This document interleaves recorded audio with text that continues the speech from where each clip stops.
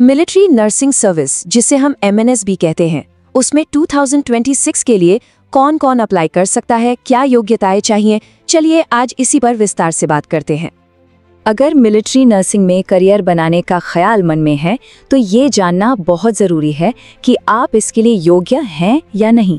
तो आइए एक एक करके उन सभी ज़रूरी शर्तों को समझते हैं जिससे ये पता चल सके कि ये रास्ता आपके लिए खुला है या नहीं।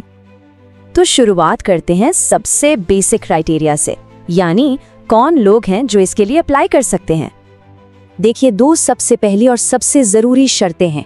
पहला, उम्मीदवार का भारतीय नागरिक होना और दूसरा, उम्मीदवार का महिला होना। जी हाँ, ये सेवा सिर्फ भारतीय महिला उम्मीदवारों के लिए है। अच्छा, अब बात आती है मैरिटल स्टेटस की। MNS के इसको लेकर भी कुछ खास नियम है। सिर्फ अविवाहित, तलाकशुदा, कानूनी तौर पर अलग रह रही महिलाएं या विधवा उम्मीदवार ही इसके लिए अप्लाई कर सकती हैं। अब आते हैं उम्र पर, और ये बहुत ही इम्पोर्टेंट है। उम्मीदवार की जन्म तिथि 1 अक्टूबर 2001 से 30 सितंबर 2009 के बीच ही होनी चाहिए। इन तारीखों को ध्यान से देख लीजिए क्योंकि इसमें कोई भी छूट नहीं मिलती है। ठीक है, पर्सनल क्राइटेरिया तो हो गया। अब आगे बढ़ते हैं और देखते हैं कि एकेडमिक यानी पढ़ाई लिखाई और एग्जाम्स को लेकर क्या जरूरी शर्तें हैं। सबसे पहली चीज, 12वीं पास होना जरूरी है। और हाँ, अगर 12वीं के एग्जाम दे दिए हैं और रिजल्ट का इंतजार है तब भी अप्लाई किया जा सकता है। सब्जेक्ट्स की बात करें तो फिजिक्स, केमिस्ट्री, बायोलॉजी और इंग्लिश होना कंपलसरी है और इन सब में मिलाकर कम से कम 50% मार्क्स होने चाहिए। अब एक बहुत ही जरूरी बात, नीट क्वालिफाई करना। ये कंपलसरी है, इसके बिना आप आगे नहीं बढ़ सकते। असल में नीट का स्कोर ही सिलेक्शन प्रोसेस का पहला फिल्टर है। इसी के आधार पर शुरुआती शॉर्टलिस्टिंग होती है। तो ये समझ लीजिए कि MNS का रास्ता नीट से होकर ही जाता है। तो पढ़ाई और नीट के अलावा एक और पहलू है जो बहुत महत्वपूर्ण है, और वो है फिजिकल और मेडिकल स्टैंडर्ड्स। आखिर ये एक आर्म्ड फोर्सेस की सर्विस है तो फिटनेस तो जरूरी है ही। सबसे पहले बात करते हैं हाइट की। कम से कम हाइट 152 सेंटीमीटर होनी चाहिए।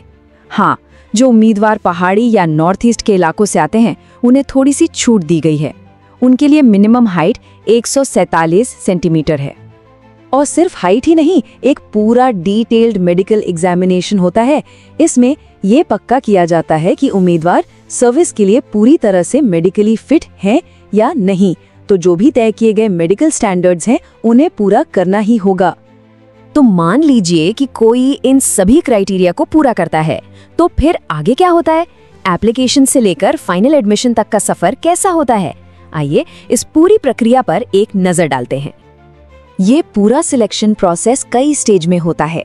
सबसे पहला स्टेज है नीट स्कोर के आधार पर शॉर्टलिस्टिंग। जो लोग शॉर्टलिस्ट होते हैं उन्हें फिर एक कंप्यूटर बेस्ड टेस्ट यानी CBT देना होता है। इसके बाद होता है साइकोलॉजिकल असेसमेंट और इंटरव्यू, और फिर सबसे आखिर में होता है फाइनल मेडिकल एग्जामिनेशन। इन सभी पड़ावों को पार करने के बाद ही फाइनल सिलेक्शन होता है। तो चलिए एक बार फटाफट से सारी जरूरी बातें दोहरा लेते हैं। भारतीय नागरिक और महिला उम्मीदवार, सही उम्र और मैरिटल स्टेटस, 12वीं में PCB और इंग्लिश के साथ कम से कम 50% मार्क्स, नीट क्वालिफाइड और फिजिकल और मेडिकल स्टैंडर्ड्स पर खरे उतरना। अगर ये सारे बॉक्स टिक होते हैं तो MNS के लिए अप्लाई किया जा सकता है।